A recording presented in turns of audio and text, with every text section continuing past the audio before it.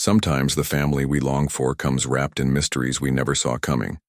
This is the story of Mary and Jack, a journey filled with hope, hidden truths, and the unbreakable power of love.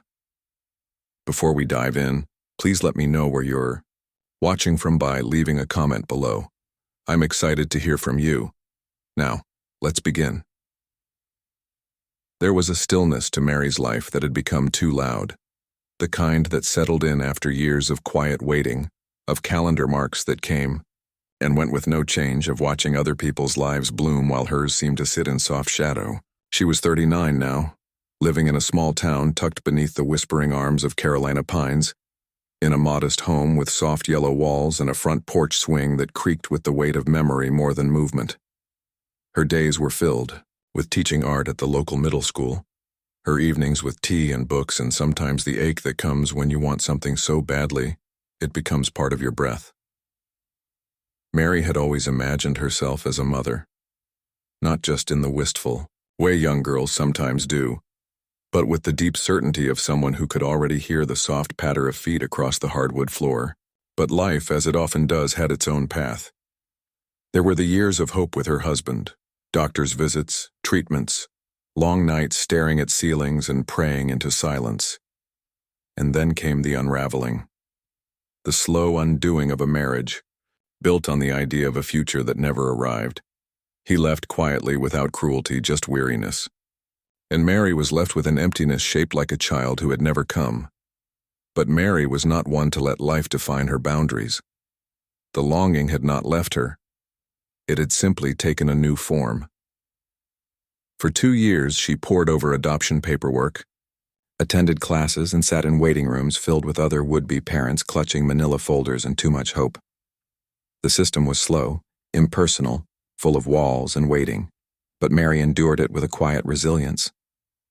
There were interviews, home inspections, background checks, and questions that made her stomach twist. Why single? Why now? Why not give up? But she answered them all with steady hands and eyes that had learned not to cry as easily as they once had. It was a Thursday afternoon in late October when her world shifted. The trees outside had just begun to blush crimson, and the air smelled of wood smoke and distant rain. Mary had just returned from school, a stack of 7th-grade paintings balanced in her arms, when the phone rang. The number was unfamiliar, but her heart knew before her mind could catch up. She let the papers scatter onto the couch as she answered, her voice trembling. On the other end was a woman named Carla, speaking in warm, measured tones, her words carefully chosen. "There's a baby," she said, and Mary sat down slowly as if her knees had forgotten how to hold her. "A boy, born 2 days ago. His birth mother. She's made the decision. She chose your profile. Would you be willing to meet him?"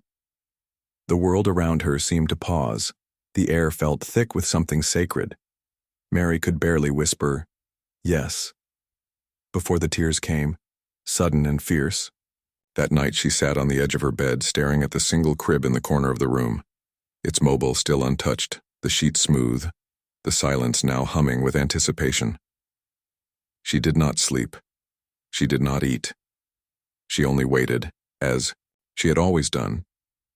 But this time the waiting was different. This time it had an end. She remembered driving to the agency the next day, her hands gripping the steering wheel, as if it were the only thing anchoring her to the earth. Every mile felt like a chapter turning in a book she had long since memorized but never dared to believe would end in joy. The building was plain, unremarkable. A row of brick and glass tucked between a dentist's office and a laundromat. But when she walked through the doors, the air felt sacred, as if this were a chapel made for second chances. And then, Jack. So small, swaddled in soft blue, with a tuft of dark hair and a frown that looked too thoughtful for someone barely 3 days into life. Mary reached out, her fingers trembling, and the social worker gently placed the boy into her arms. The moment was so quiet, so complete she could hardly breathe. He blinked at her, not crying, not squirming, just staring with wide, wet eyes, like he had always known her. Something in Mary cracked open and filled all at once. This was not the child of her body, but he was the child of her soul. Everything in her knew it. She whispered his name, Jack. She had chosen it months ago, unsure if it would ever be spoken aloud. Now it was real, stitched into the fabric of her breath. He nestled into her chest as if he'd always belonged there. She held him like she was anchoring herself to a new world, and in that instant the years of longing did not vanish, but they transformed. They became something softer, something whole. What she did not see then, could not have seen, was that motherhood, even born of joy, would ask more of her than she had ever imagined. That Jack carried with him not just hope but shadows. That love would be the beginning, not the end. But in that room, beneath flickering fluorescent lights and the distant hum of traffic outside, Mary only knew one thing. She was a mother now. At last. The air on the day Mary brought Jack home was unseasonably warm for late October, like the world had paused to hold its breath and let in a little light before winter settled in. The sky was a shade of soft gray, clouds hanging like promises, not yet fulfilled. And Mary's hands trembled slightly on the steering wheel as she drove through the familiar streets of her neighborhood, with a baby seat nestled in the back of her car. Jack was silent, bundled tightly, his face barely visible beneath a woolen cap. But Mary checked the rearview mirror every few seconds, as if afraid he might vanish if she looked away for too long. The nursery smelled faintly of lavender and fresh paint. The mobile above the crib spun slowly from a gentle draft, casting quiet shadows on the wall. Mary set Jack down with the careful reverence of someone placing a crown jewel into velvet. He didn't cry, just blinked up at her with those bottomless eyes, deep and searching, like he carried more awareness than his days should allow. She sat beside the crib and watched him for hours, unable to move, her heart swollen with something that felt too big for her chest. It wasn't just joy. It was joy braided with fear, wonder wrapped in uncertainty. She had waited so long for this, years of wanting, of paperwork, of rejection and renewal, and now here he was, real and alive, and hers. Yet some small voice in the back of her mind whispered almost guiltily, "What if I'm not enough?" Friends and neighbors came in waves, flowers on the doorstep, casseroles dropped off with congratulatory notes. A few stayed long enough to hold Jack, to coo over his tiny fingers, to ask soft questions about the adoption. Others were less subtle. One woman at church leaned in and whispered, "Is he, from here?" The implication hung in the air like something sour, but Mary only smiled and said, "He's from love," because that was the only answer that felt right. There were no grandparents waiting to spoil Jack, no extended family to swoop in with cribs and lullabies. Mary's parents had passed some years back, and her sister lived 2 states away with 3 teenagers of her own. But the absence of family didn't dim her resolve. She had chosen this life, chosen with open eyes. Still, there were moments, quiet, private moments, when the silence of the house was overwhelming. When Jack cried in the middle of the night and Mary stumbled out of bed with her robe half open and her heart pounding. When the lullabies didn't soothe and the formula wouldn't settle, and she questioned every instinct she thought she had. There were days when she would sit on the edge of the bathtub, Jack wailing in the next room, her hair unwashed and her hands shaking, and think, how do mothers do this? Not just single mothers, but any mother. How did they hold it all together without unraveling? But then there were the mornings, soft, golden mornings, when Jack would lie against her chest and sleep, his breath warm against her neck, and she would feel like the richest woman in the world. Adoption classes had warned her of attachment, of bonding, of the potential hurdles, but none of it felt like theory when she was in it. There were moments when Jack seemed to resist closeness, moments when his tiny fists pushed against her chest instead of curling into her. At night, even as a newborn, he would cry in short, sharp bursts as if startled awake by something unseen. Mary would cradle him, hum softly, stroke his cheek, and wonder what echoes he carried with him. Some said babies remembered nothing. Others believed they felt everything. She read books in the dark while Jack slept beside her in his bassinet. Titles like Parenting the Adopted Child, The Connected Child, and The Body Keeps the Score. She underlined passages about trauma and security, about love needing time to settle. But even the most informative text couldn't fully prepare her for the moments when Jack's cries cut through the night like a wound, or when she caught herself staring at his face for too long, wondering which features came from his birth. Parents. There was one moment, 2 weeks in, that stayed with her. It was a quiet Tuesday morning, the house still in shadows, and Jack had just fallen asleep after an hour of restless feeding. Mary sat in the rocking chair, unmoving, and whispered, "I promise to never leave you." The words came out of nowhere, unpracticed, but she meant them more deeply than she had ever meant anything. She didn't know what kind of life had begun for Jack before he arrived in her arms, but she knew what kind of life she wanted to give him now. One rooted in safety, trust, and a love that did not ask for blood to justify itself. She began keeping a journal then, one she would someday give to Jack each night. Once he was asleep and the dishes were washed and the fatigue had begun to press in, she would write to him. Small notes, moments, a record of beginnings. Today you smiled for the first time. It was small, maybe just gas, but it felt like sunlight, or you reached out and touched my face like you knew me. I think you do. But behind the joy, a quiet thread of apprehension began to pull. Jack startled easily, far more than other babies she'd known. His eyes would dart to corners of the room, following shadows that weren't there. He refused to be held by strangers, even for a moment, and once screamed so violently in the arms of a well-meaning neighbor that Mary had to take him back, whispering reassurances, her own heart racing. She brushed these moments aside at first. Newborns were sensitive, she told herself. He would grow out of it. Still, something in the back of her mind stirred uneasily. She didn't yet know that the path she had chosen would not just be about love. It would be about uncovering, about facing the layers of mystery that Jack carried with him like an invisible shroud. But for now, in this fragile, glowing season of newness, Mary clung to the warmth of his body against hers, to the smell of powder and milk and soft cotton pajamas.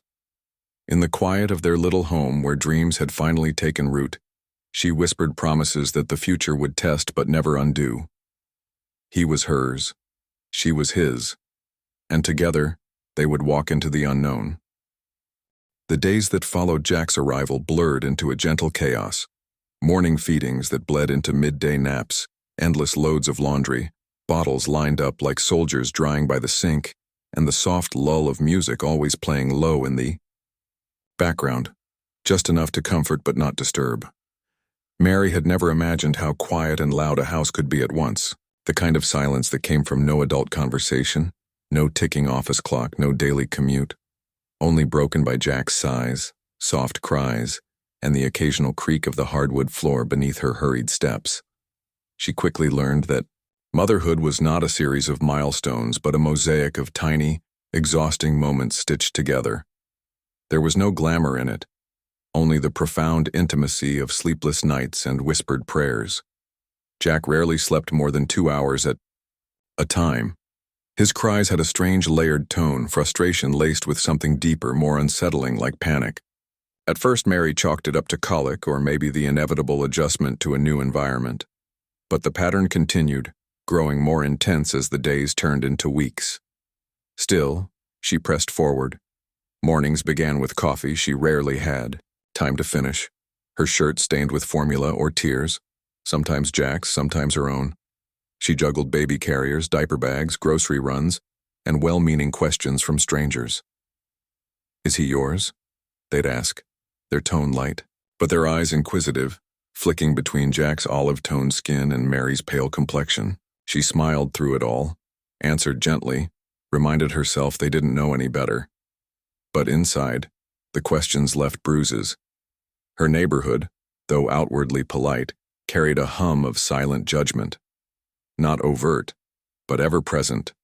The retired couple next door, who once invited her over for tea every Sunday, now waved from a distance. The cashier at the local store asked too many questions, always with a smile about how the adjustment was going. Some even offered unsolicited advice, as if adoption was a lesser form of motherhood that needed correcting. Mary learned quickly how isolating the experience could be, not because of Jack, but because of the world's inability to understand love outside of biology. She found sanctuary in small routines. Morning walks through the nearby park where squirrels scattered before her stroller wheels, the sound of birds chirping like encouragement from unseen companions. Story time at the library became a weekly ritual, where she met a few other mothers, some kind, others hesitant, their curiosity always peeking just behind their smiles. One day, another mom leaned in and whispered, "You're so brave doing this all on your own." Mary smiled, but her chest tightened. Brave didn't feel like the right word. Tired, determined, in love. But brave? That felt too distant from the reality she lived in. At home, she transformed her life piece by piece. The guest room became a full nursery. Her kitchen table, once used for morning journaling and quiet breakfasts, was now a changing station cluttered with wipes, bibs, and jars of baby food. Her nights, previously spent curled on the couch with a book or an old film, were now split between pacing the floor with a fussy infant and collapsing in bed with exhaustion so heavy it felt physical. Yet, underneath the fatigue, a quiet joy settled. Jack had begun to coo more, his eyes locking on hers with growing familiarity. His small fingers reached for her face during feedings, his smile slow but sincere when she sang to him.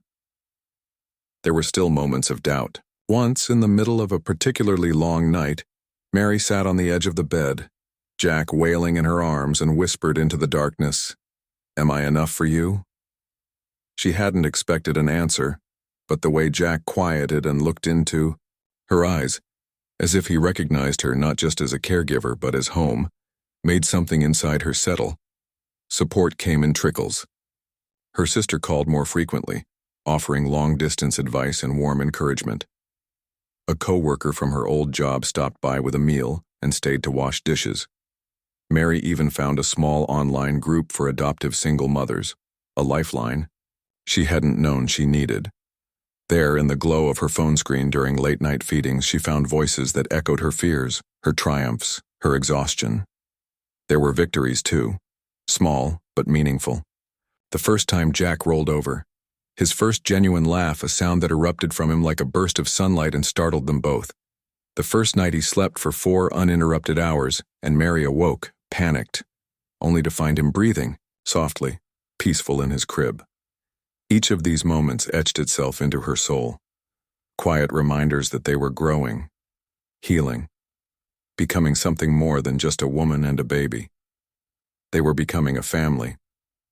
And yet, even in the beauty of it all, attention remained. Jack, though still young, displayed a strange aversion to new people.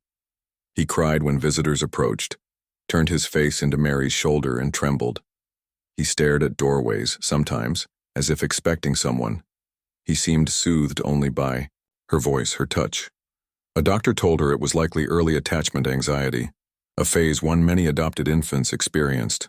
But there were times when his cries felt more like alarms than needs, as though some unseen thread from the past still tugged at his heart. Mary didn't yet know how deep those threads ran.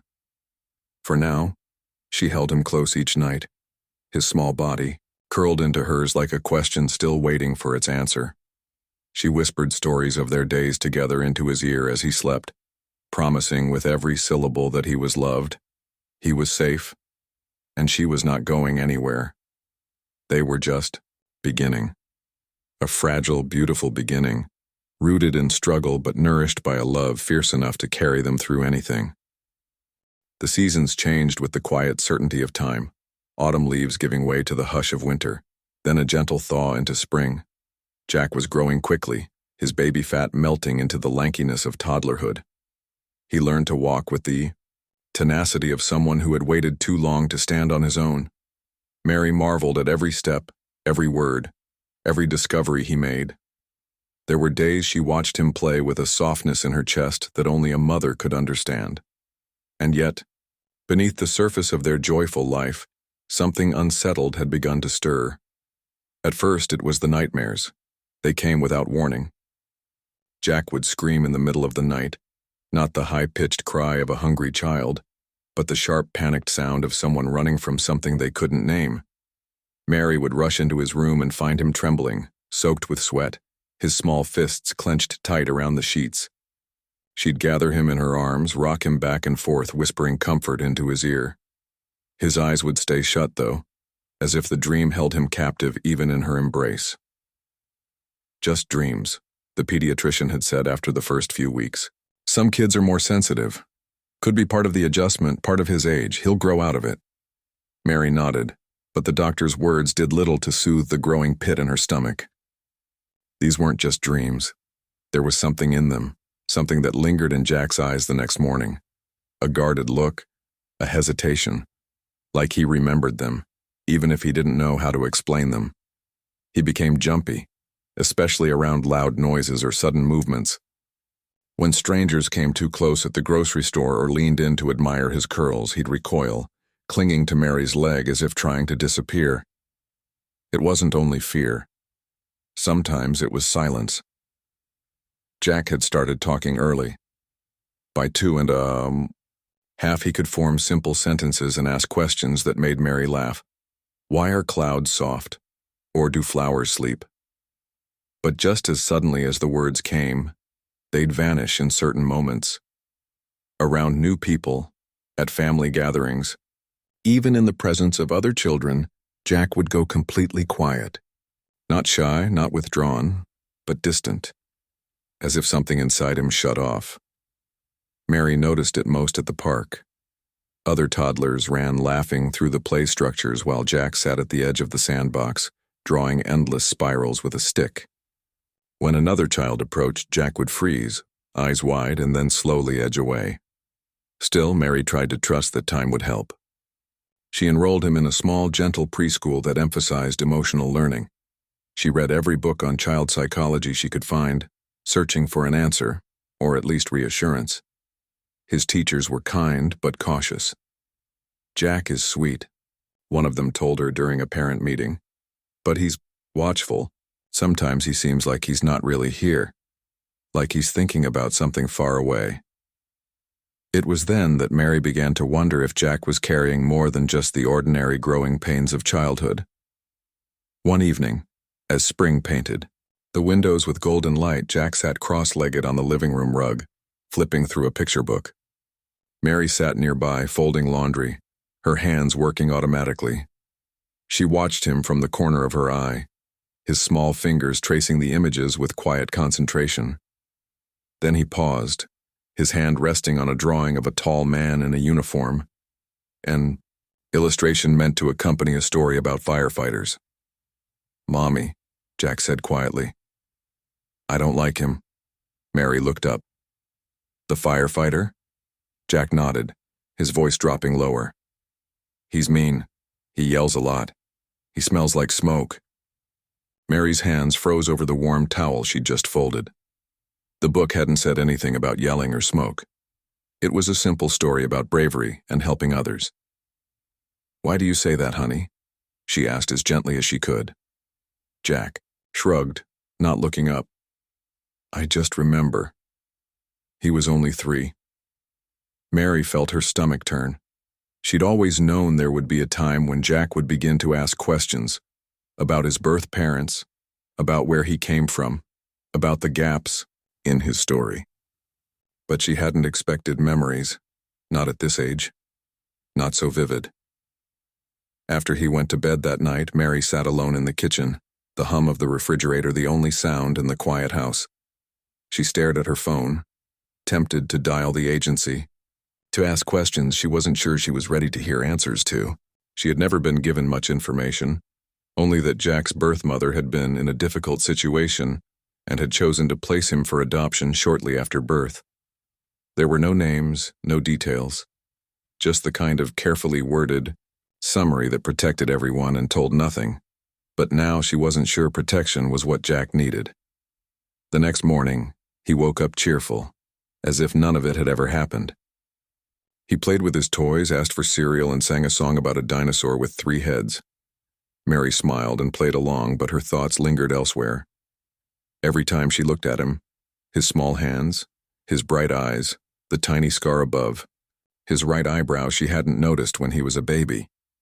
She wondered how much of him was still holding pieces of a life she hadn't been part of.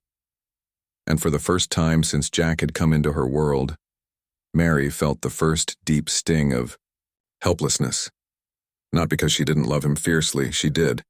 Not because she doubted her place in his life. She didn't.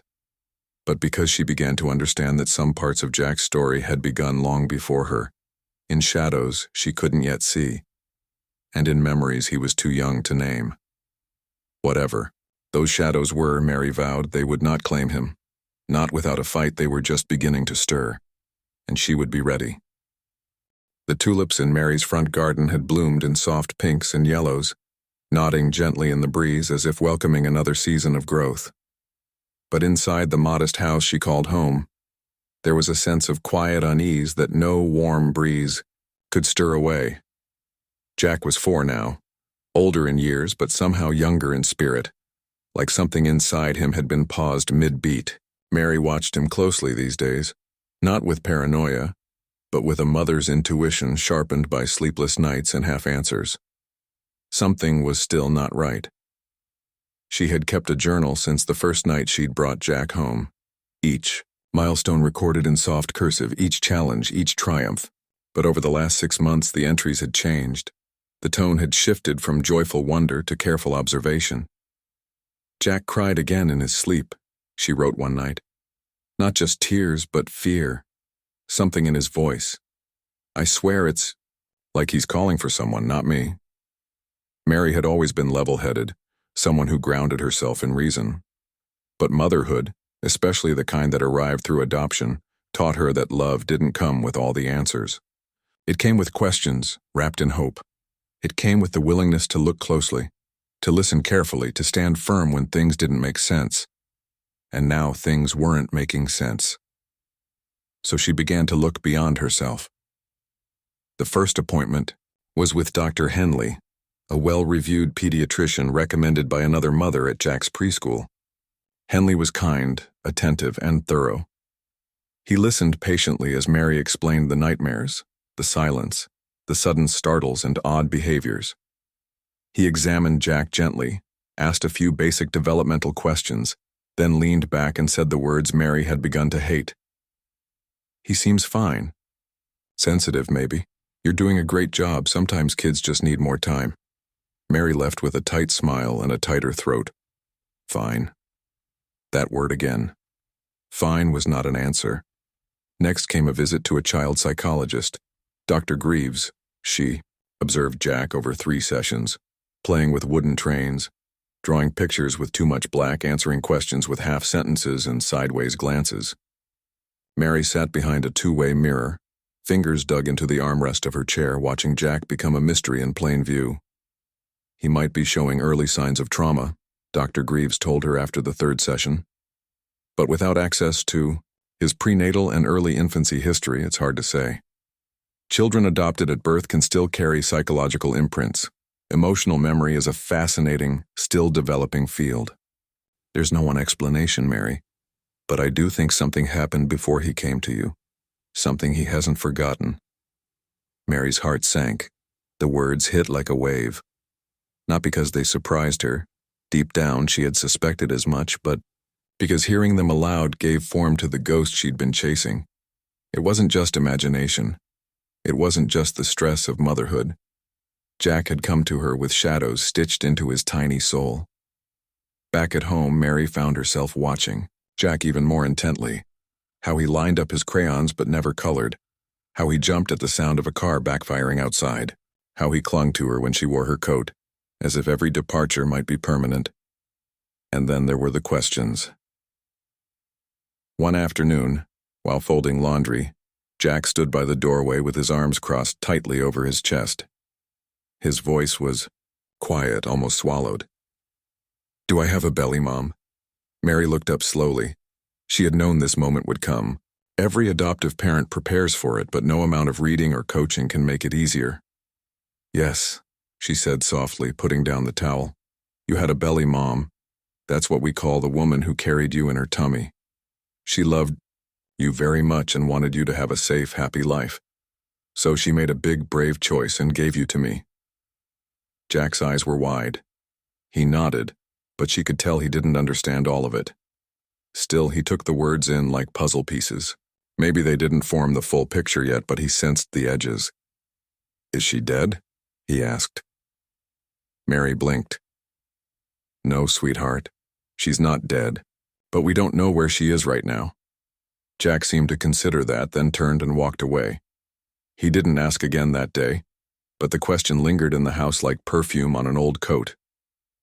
Later that night, after he was tucked in and the lights were low, Mary stood outside his door and listened to his breathing. It was even and soft, the kind of breathing that only comes after exhaustion. Her heart ached with love and worry all tangled together. That night, she made a decision.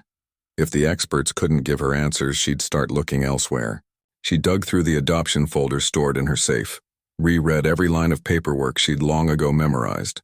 The birth mother's file was minimal, no name, just initials, health history, sparse, circumstances, voluntary placement due to hardship. What hardship? What history? Who was the woman who had disappeared from Jack's life before he ever took his first breath in Mary's arms? And what was it that Jack carried from her, like an invisible fingerprint on his soul? Mary knew she was stepping into something uncertain, maybe even something painful. But if there was even a thread to pull, she had to try. For Jack, because loving a child meant more than protecting them from what's outside. Sometimes it meant being brave enough to walk into the shadows with them, holding their hand, whispering into the dark, "You are not alone." And Mary was ready to walk through every shadow until the truth came to light. It happened on a Sunday afternoon, the kind of quiet, golden day that felt suspended in time. The sun filtered through the gauzy curtains, casting long, soft shadows across the living room floor where Jack had been playing with his puzzles. Mary had stepped away to sort through a drawer in her bedroom, the one she hadn't opened in years, where she kept things too precious or too painful to toss. Old letters from her mother, a broken necklace, cards from friends when she first brought Jack home. She hadn't meant to linger, but one item caught her attention, a small, weathered envelope tucked between the folds of tissue paper. She had no memory of putting it there. She opened it, and inside was a photograph. It wasn't of her. The woman in the photo was young, early 20s maybe, with dark, tousled hair and eyes that seemed to pierce straight through the camera. She stood in front of a faded red truck, one hand resting on the door, the other clutching something small and swaddled. A baby. Mary stared at it, breath caught in her chest. There was something unmistakable about the shape of the child's nose, the way his left ear tipped slightly forward. It was Jack. This was Jack's birth mother. How had the photo gotten there? The adoption agency had said there were no identifying items. Had one slipped through? Had someone added it later, quietly, as a whisper of truth? Mary sat down on the edge of the bed, staring at the image, the edges of her world tilting just slightly. It was proof, not of a name or a place, but of a real, living connection, a tether to a past that had never fully released its grip. She didn't notice Jack standing in the doorway until he spoke. "Who's that?" he asked, his voice curious but not alarmed. Mary startled, then quickly set the photo down beside her. She wasn't ready, not completely, but something in his gaze told her he needed more than silence. He needed honesty. That someone? "Very important," she said softly. "Come here." Jack climbed onto the bed beside her, his small frame leaning against her arm. She picked up the photo again and handed it to him gently. "This is a picture of the woman who gave birth to you," she said. "Your belly mom." He looked at it for a long time, his fingers brushing lightly against the edges. "She looks like me," he whispered. "Yes," Mary said, her throat tight. "She does."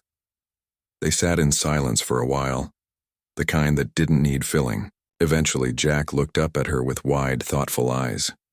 "Did she leave because I was bad?" Mary's heart fractured at the edges.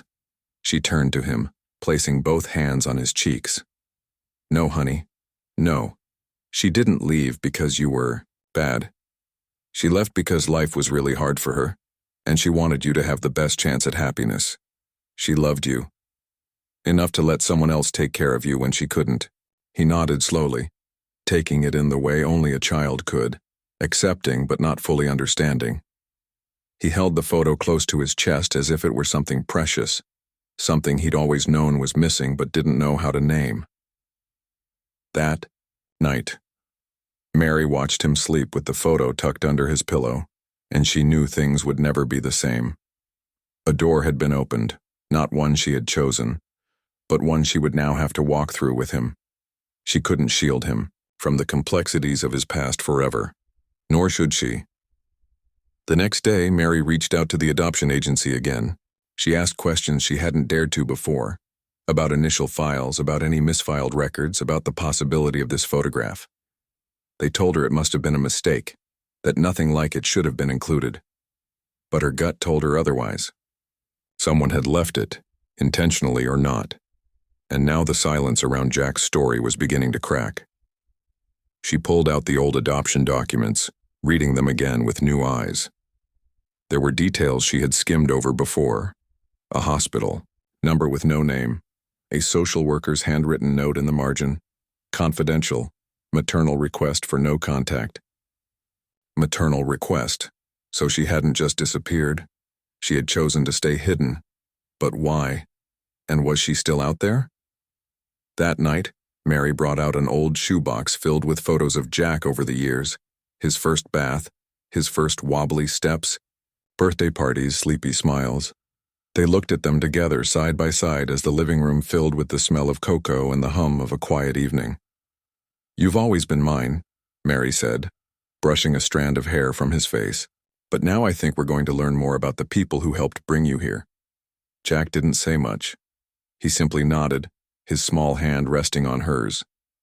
It was the beginning of something neither of them could fully understand yet. But both of them felt it, like a tide shifting beneath calm waters. The photo had done more than offer a glimpse into the past.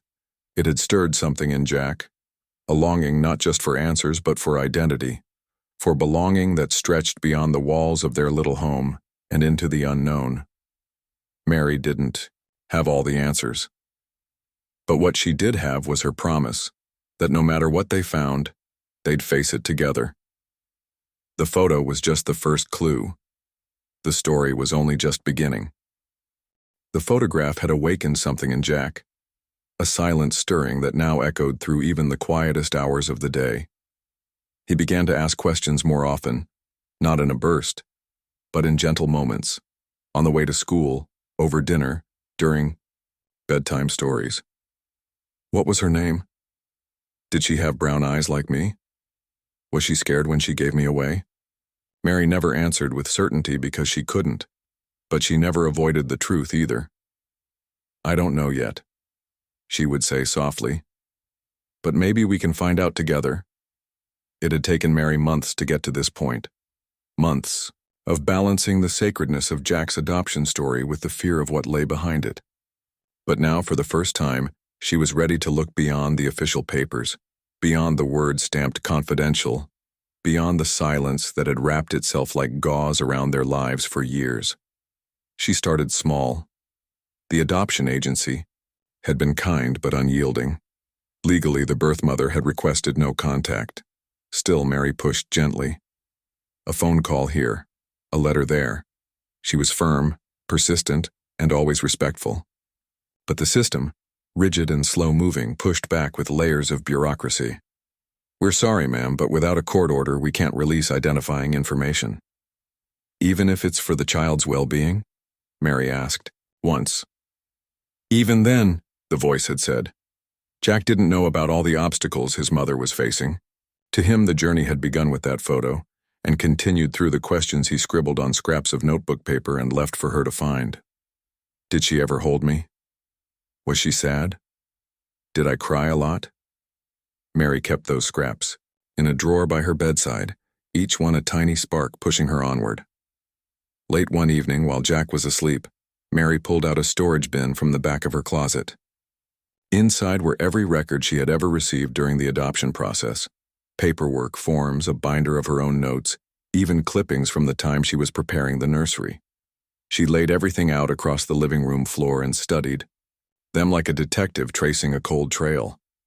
There were little things she'd missed before: a postmark on a letter from a social worker, handwritten initials in the margins, and most curiously, a fax cover sheet with only a first name: Delia. Delia.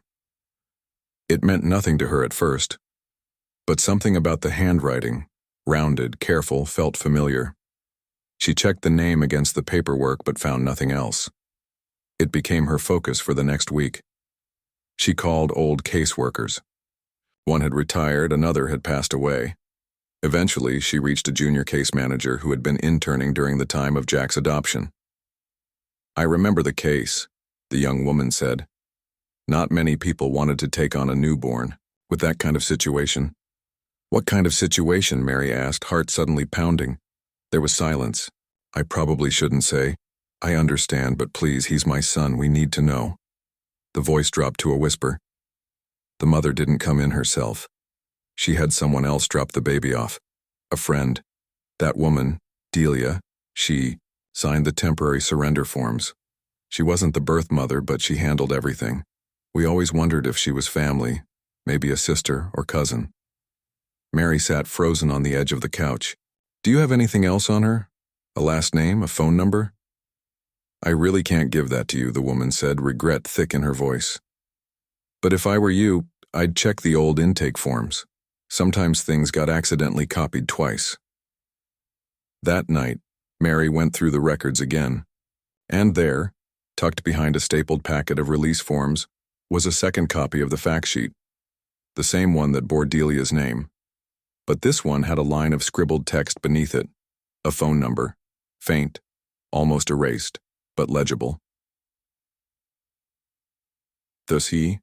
Next morning, while Jack was at school, Mary stood in her kitchen with the paper in one hand and her phone in the other. Her fingers trembled as she dialed. Each ring felt like a thunderclap in her ears. On the fourth ring, a voice answered.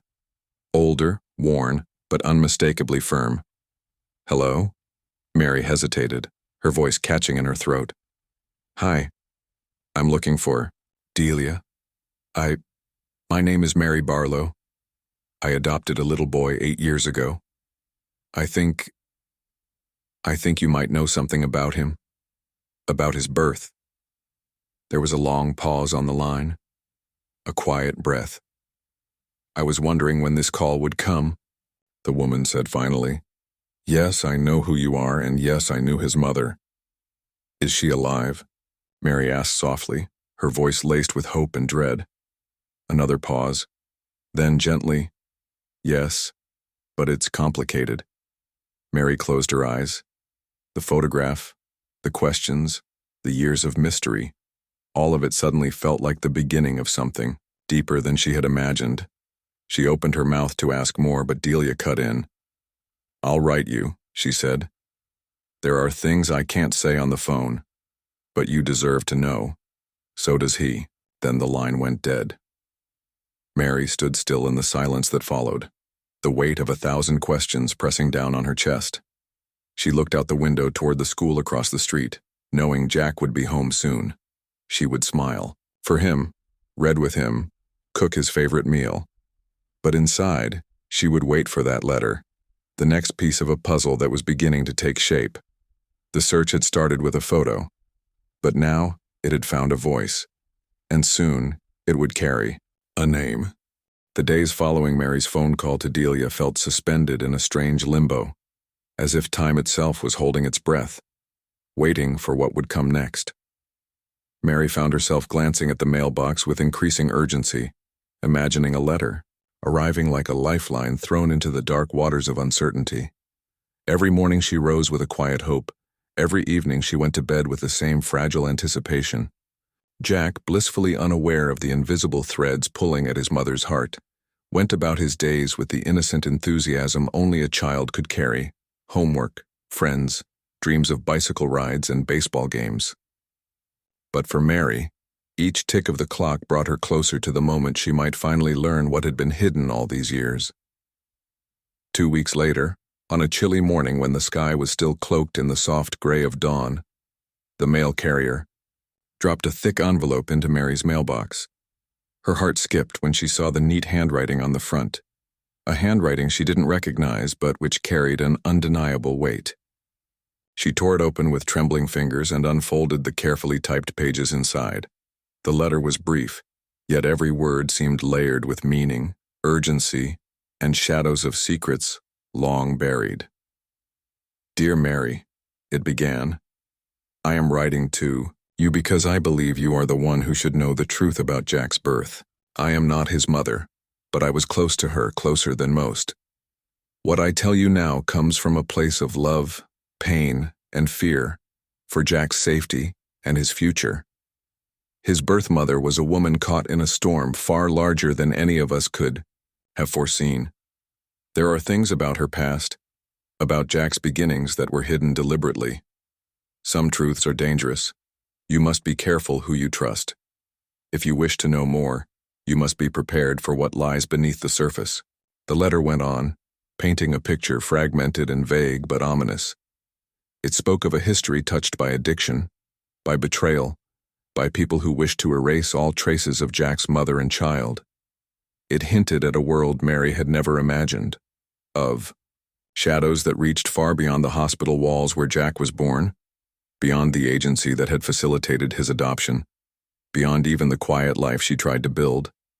The writer promised more would come, and that Mary should expect another message soon. At the end of the letter was a simple signature, Delia. Mary sat back, the letter trembling in her hands as a rush of emotions overwhelmed her: fear, confusion, protectiveness, and an undeniable determination. This was no longer just a search for identity or family history. It was a journey into a past shrouded in danger and pain, a past that threatened to reshape everything she thought she knew about her son and their life together. That evening, when Jack came home from school, Mary folded the letter carefully and slipped it into her pocket. She forced herself to smile and asked about his day, about his homework, about his plans for the weekend. Jack talked animatedly, unaware of the storm swirling just beneath his mother's calm surface. Later, as she watched him play in the yard, Mary's mind raced. Could she protect him from what lay ahead? Should she tell him now or wait until she had more answers? The questions were endless, and the weight of uncertainty pressed down harder than ever. Days passed without further contact. Mary reached out to Delia once more, leaving a message filled with gentle questions and a plea for clarity. But there was no reply. Each unanswered call was like a thread fraying, and Mary feared the fragile connection might break altogether. Yet she refused to give up. Jack deserved to know who he was, all of him, not just the parts she could offer. One night, as Mary sat by the window writing a letter of her own, words filled with hope, apology, and a mother's unwavering love, her phone buzzed unexpectedly. A message from an unknown number. Be careful. Not everyone wants the past uncovered. The warning sent a chill down her spine. Mary realized this journey was no longer just about family or identity.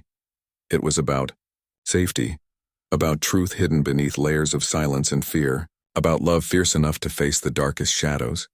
She folded the letter from Delia again, staring at the signature that now felt like both a promise and a challenge. Mary knew the path ahead would be difficult, that answers might bring pain as well as healing. But she also knew one thing with absolute certainty: she would walk it no matter what for Jack. Because motherhood, she had learned, was not just about bringing a child into the world. It was about protecting, loving, and standing beside them through every storm. And so, with a steady breath and a heart both heavy and hopeful, Mary prepared to face the secrets waiting in the shadows, ready to uncover the truth that would change their lives forever. The letter from Delia lay on Mary's kitchen table, its presence as heavy as the silence that had settled over their home since its arrival. Jack sat across from her, curious eyes searching her face, sensing the shift in the air, but unsure how to voice it. The innocence in his gaze, so pure and untouched by the complicated world adults carried, tightened Mary's chest. She knew the moment had come. There was no longer room to hide behind half-truths or silent fears. The letter was a key, unlocking a door they could no longer ignore, a door that led into a tangled past filled with pain and unanswered questions. One quiet afternoon, after the clatter of school bags and the usual chatter of daily routine had faded, Mary called Jack to sit beside her on the worn sofa. She reached for the letter and gently placed it in his hands, watching as his fingers traced the carefully typed words. "Jack," she began, her voice soft but steady. "There's something important I need to tell you about where you come from. It's not an easy story, but it's ours." Jack looked up, his young face serious for the first time, nodding as if he understood the gravity of the moment. The years of innocent questions had culminated in this fragile conversation about birth parents' identity and the complexities of love. Mary spoke honestly, telling him about the adoption, about her unwavering love, but also about the shadows hinted at in the letter, the difficult truths about his biological mother's life, struggles with addiction, abandonment, and pain. She saw the confusion flicker in Jack's eyes, the swirl of emotions, hurt, curiosity, perhaps a touch of fear. "I don't want to scare you," Mary said gently, "but sometimes the people who love us aren't perfect. Sometimes their lives are hard and they make mistakes. But none of that changes how special you are, or how much you mean to me." Jack was quiet for a moment, then whispered, "I want to know everything. I want to understand." That evening, they made a pact to search for answers together. To the bond between them deepened, strengthened by a shared purpose and a courage neither expected. Mary contacted the adoption agency again, but the walls of bureaucracy rose higher than ever.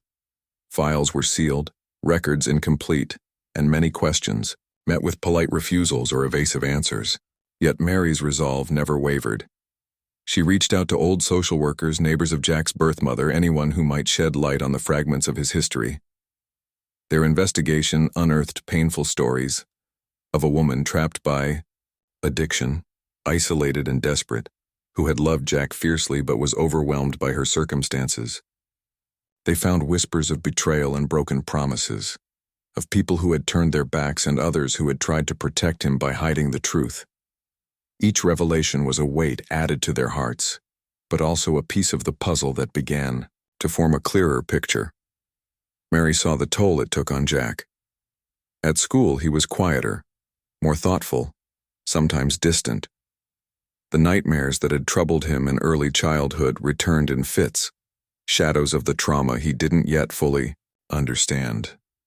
Mary made appointments with therapists who specialized in adoption trauma, ensuring Jack had safe spaces to explore his feelings.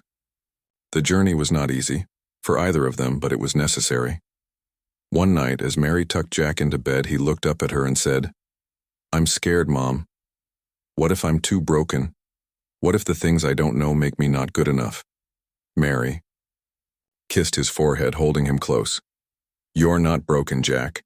You're whole because of all the love you've had, and will have. The past is part of you, but it doesn't define you. You are more than any pain or mistake." Together, they faced the truth.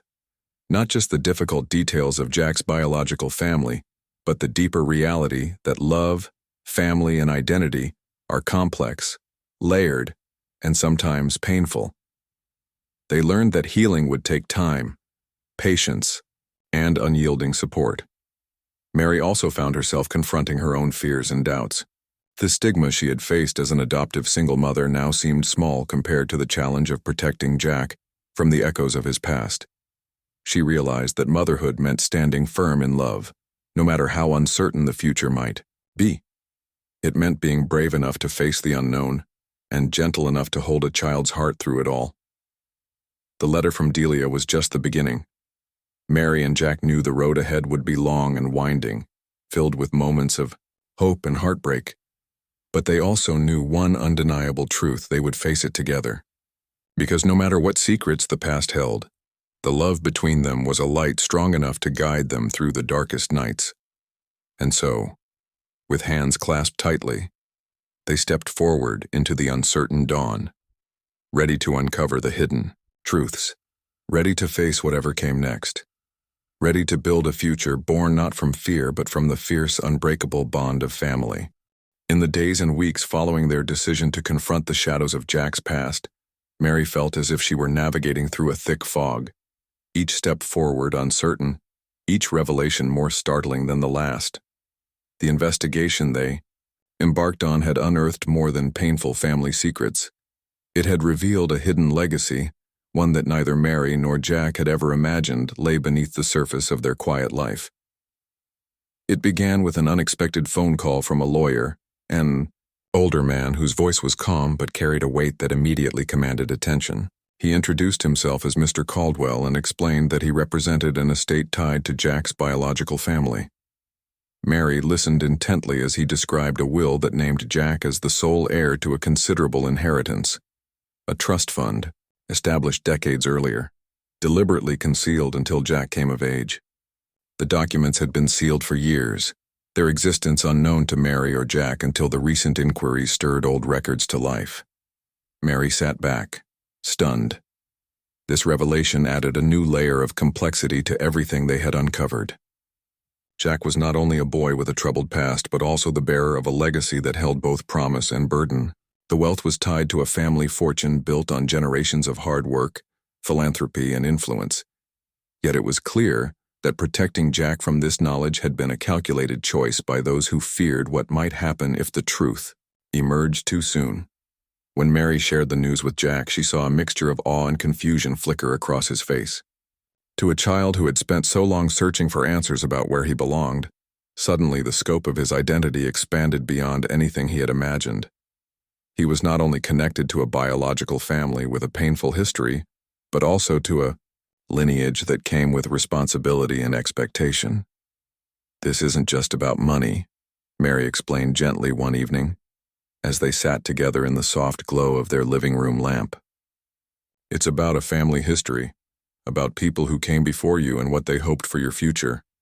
But it's also about you making your own choices, and who you want to be." Jack nodded thoughtfully, the weight of this newfound truth settling on his young shoulders. Mary saw the maturity blooming within him, a resilience that had been forged through years of love and struggle. The legacy, she realized, was not simply a matter of inheritance, but a call to embrace both the light and darkness of his past. The process of claiming the inheritance was fraught with legal hurdles, secrecy, and cautious steps. Mary met with attorneys, financial advisors, and trustees who outlined the terms designed to protect Jack and his interests. They discovered that the trust had been created by Jack's great-grandfather, a man who had built the family fortune, but had also witnessed tragedy and scandal that had left scars on the family name. The conditions of the trust reflected a desire to shield Jack from the worst of those legacies, while empowering him to carry forward the family's philanthropic missions. As Mary navigated this unfamiliar world of legal documents and family histories, she found herself reflecting deeply on what it meant to be a mother.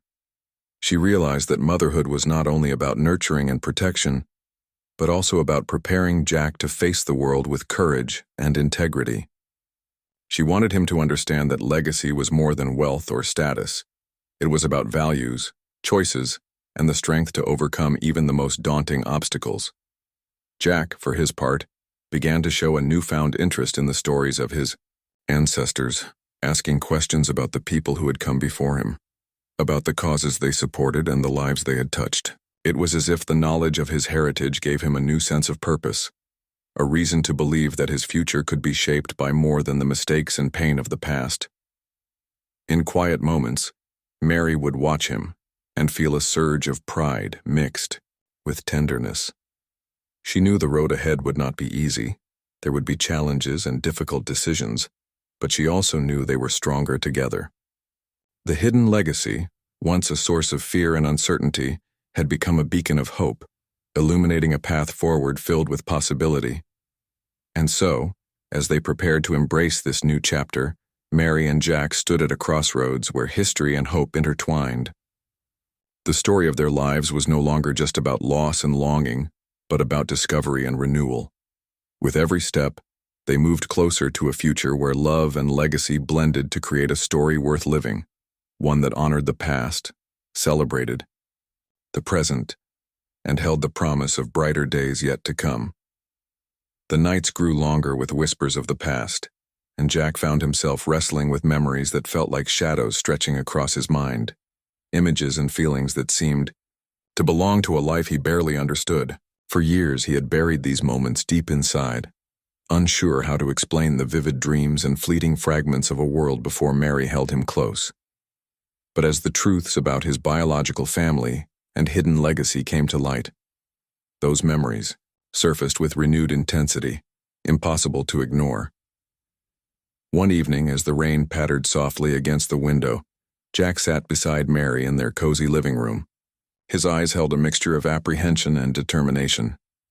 "Mom," he began hesitantly, "there's something I need to tell you. Something I've kept inside for a long time." Mary reached out, her hand warm over his, silently encouraging him to speak.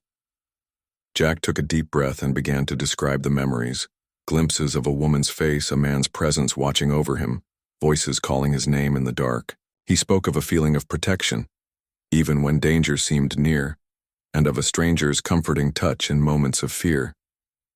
It was as if someone had been guarding him from the shadows, shaping the course of his life in ways he couldn't yet fully grasp. Mary listened, her heart swelling with both wonder and concern. She had always believed in the power of love to transcend biology, but this revelation stirred a new depth of mystery, one that challenged everything they thought they knew about their story. The presence that Jack described was no ordinary figure.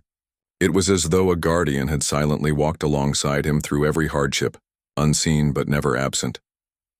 Determined to understand, Mary and Jack began to piece together clues from the past.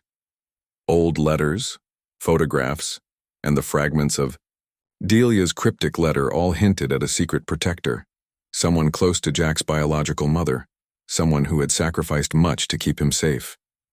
Through conversations with distant relatives and a few trusted confidants, they learned about a man named Samuel, a childhood friend of Jack's birth mother, who had remained in the background of the family's troubled history. Samuel was described as a steady, quiet presence, a man who had loved Jack's mother from afar and who had stepped into the shadows when circumstances became too dangerous. He had disappeared from records and family tales, but whispers spoke of his unwavering commitment to shield the child from harm, even at great personal cost. This revelation sent shockwaves through Mary and Jack's understanding of their journey. It wasn't just a story of abandonment and pain. It was also one of unseen love and sacrifice, a testament to the hidden forces that had shaped Jack's fate long before Mary held him in her arms. The guardian's presence gave Jack a new sense of identity, a bridge between the past and the present, and a profound reminder that family could take many forms. As they embraced this unimaginable truth, Mary felt a profound sense of gratitude and humility. The mystery of Jack's origins was no longer a source of fear, but a source of strength, a powerful reminder that even in the darkest times, love finds a way to protect and guide. Together, they honored the sacrifices of those who had come before, while forging a path forward built on trust, courage, and the enduring bond between mother and son. And so, beneath the gentle hum of the rain and the quiet comfort of their home, Mary and Jack found a new chapter unfolding, a chapter where the unimaginable became reality, and where the power of love in all its mysterious forms continued to shape their lives with hope and resilience. The journey toward healing began not with grand gestures, but in the quiet moments where the past and present intertwined, allowing wounds long hidden beneath the surface to begin their slow and painful mending.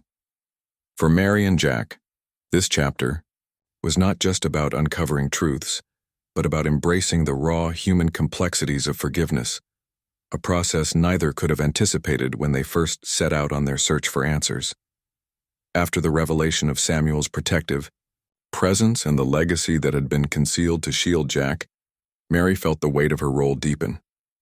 She was not only a mother, but a bridge between worlds, the adoptive family she had built with love, and the biological family marked by hardship and scars. With courage born from years of hope and resilience, Mary reached out to those who, remained, seeking connection despite the shadows that lingered. Meeting Jack's biological relatives was an emotional landscape fraught with tension and tentative hope. Some came bearing remorse, their faces etched with the grief of years lost and mistakes made. Others struggled with pride and pain, hesitant to reopen old wounds. But what united them all was a shared desire to heal, to forgive, and perhaps to begin anew. One particular encounter lingered in Mary's memory.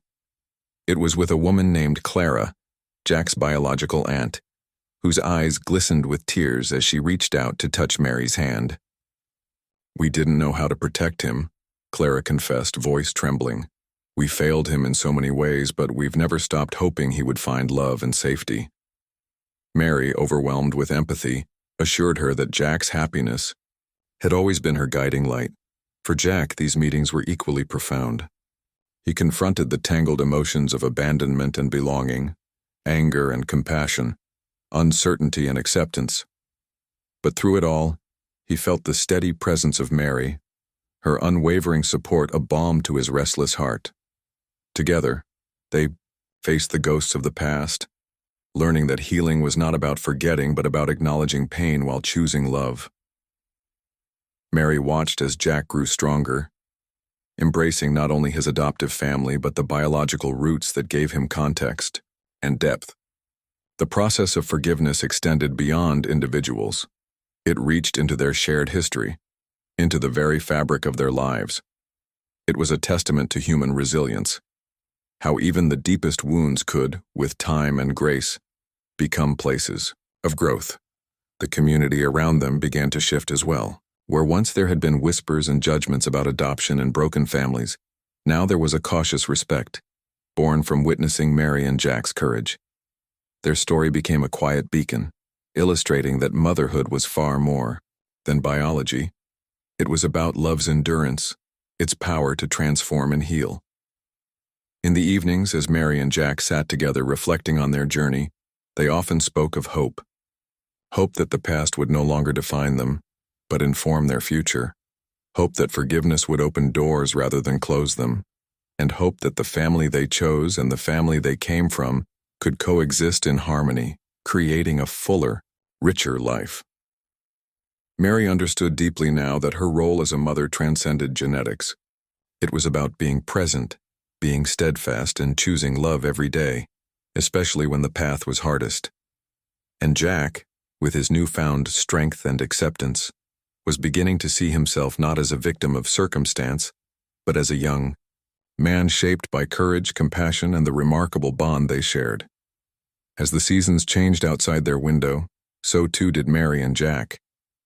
They moved forward together, carrying the lessons of the past with gentle hands and open hearts. Healing was a journey without a final destination, a continuous act of courage and grace. And in that truth their love endured, unbreakable and unwavering, lighting the way toward new beginnings filled with promise and peace. The days that followed the healing brought a quiet transformation, a gentle unfolding of new possibilities where once there had been only uncertainty. Jack stood at the threshold of adolescence with a heart now rich with understanding, and a mind open to the future in ways he had never imagined before. The revelations, the challenges, and the healing had not weakened him. They had forged within him a strength and clarity that allowed him to embrace every part of his identity, both adoptive and biological, with pride. Mary watched this growth with a mixture of awe and profound love. The little boy who once clung to her with anxious eyes was now becoming a young man who met the world with courage and hope. She could see in his every action the blending of histories, the weaving together of two families, two legacies, into something wholly his own. There was a lightness to him, a freedom that came from knowing he was loved beyond measure, not because of blood but because of the heart. Together, they began to dream of new horizons. Jack talked about the future with a quiet confidence. His hopes to explore his passions, to pursue knowledge, and to connect more deeply with both sides of his family. He no longer saw his adoption as a limitation, but as a bridge that gave him a wider world to embrace. Mary, in turn, found joy in supporting these dreams, recognizing that motherhood meant nurturing independence as much as offering comfort. The community around them, once skeptical and whispering, began to change as well. Stories of Mary and Jack's journey spread softly, inspiring others to reconsider what family truly meant. Adoption, once shrouded in stigma, was now seen through a lens of possibility and love, thanks in part to the quiet resilience of a woman and her son who had refused to be defined by circumstance. Plans were made to visit places connected to Jack's biological heritage, small towns, and quiet homes that held pieces of his story. Mary and Jack envisioned journeys not just of discovery but of celebration, honoring the strength that had carried them through so much. They dreamed of moments where both families could come together, not as strangers, but as a larger family, woven from threads of forgiveness, acceptance, and love. Mary felt a deep sense of peace in these plans. The years of longing, struggle, and fear had culminated in this new chapter, a chapter filled with possibility, growth, and the promise of belonging. She understood now more than ever that motherhood was a living, breathing journey, one that demanded resilience and grace, but rewarded with a love that knew no bounds. Jack's eyes sparkled with the anticipation of these new horizons. The boy, who once feared the unknown, now faced it with open arms, ready to write his own story with all the colors of his heritage. Mary stood beside him, proud and hopeful, their bond unbreakable and their future bright. In the quiet moments when the world seemed still and the weight of the past lifted, Mary whispered a promise: to love, to protect, and to cherish the journey they shared. And Jack, with a smile that held all the courage of their journey, knew that no matter what lay ahead, they would face it together. Their story, marked by pain and healing, loss and love, was no longer just about survival. It was about thriving, about new beginnings, and about the endless possibilities that come when love endures beyond blood and time. As the years quietly slipped by, Mary found herself often reflecting on the journey she and Jack had traveled together, an odyssey marked by hope, heartbreak, discovery, and ultimately, profound love. What had begun as a yearning to become a mother against overwhelming odds had blossomed into a testament to the power of love itself, a force that transcended biology, circumstance, and even the deepest scars of the past. In those moments of quiet reflection, Mary understood more deeply than ever before that motherhood was not defined by blood, but by an unyielding commitment to nurture, protect, and cherish a child's heart. Jack had grown into a young man of remarkable strength and grace, a blend of resilience shaped by two families and many stories. He carried within him the legacy of his biological roots, the memories and truths uncovered, and the unconditional love of the mother who had chosen him long before she ever held him in her arms. Mary marveled at the way he embraced all parts of himself, both the known and the unknown, with courage and compassion, and how their bond had only deepened through every trial they faced. In the quiet evenings they shared, their conversations would drift naturally to the past, the present, and the dreams that stretched out before them like a vast horizon. Mary listened as Jack spoke of the people he had met, the histories he had pieced together, and the hopes he held for the future. Each word was a reminder that their story was not just one of survival, but of thriving, a celebration of the enduring human spirit. The community that once questioned their family had grown to respect and admire their journey. Mary's courage and unwavering love had quietly challenged old prejudices, opening hearts and minds to the true meaning of family. She often thought about the countless others who longed for love and belonging, and the hope that her story might offer them a glimpse of possibility, a reminder that love, above all, is what makes a family whole. Mary's role as a mother had transformed from a dream into a daily reality, one filled with laughter, tears, challenges, and joys. She knew that the road ahead would not always be easy, but she felt ready to meet it with the same strength that had carried her this far. The scars of the past had not disappeared, but they no longer defined her or Jack. Instead, they had become part of a tapestry woven with forgiveness, acceptance, and unbreakable love. As she watched Jack take his first steps into adulthood, Mary felt a deep sense of gratitude, not just for the son she had found, but for the journey that had shaped them both. Their story was a testament to the enduring power of love to heal, to transform, and to bind hearts across time and circumstance. It was a reminder that family is not always born of blood, but forged in the courage to love without condition, and so, as the sun set softly over their home, Mary held Jack's hand, knowing that no matter what the future held, their love would endure, steadfast and true, illuminating their path forward with hope, strength, and the unshakable bond of a mother's heart. Thank you so much for taking the time to listen to this story and join me on this heartfelt journey. Your presence truly means the world, and I hope Mary and Jack's story has touched your heart as deeply as it has mine. If you enjoyed this video, please consider subscribing to the channel so you won't miss any of the stories we share. Don't forget to like the video. It really helps support the channel, and I'd love to hear from you in the comments. Feel free to share your thoughts, reflections, or even your own stories. Your voice matters, and together, we create a warm, caring community where every story counts. Thank you again, and I can't wait to connect with you in the next video.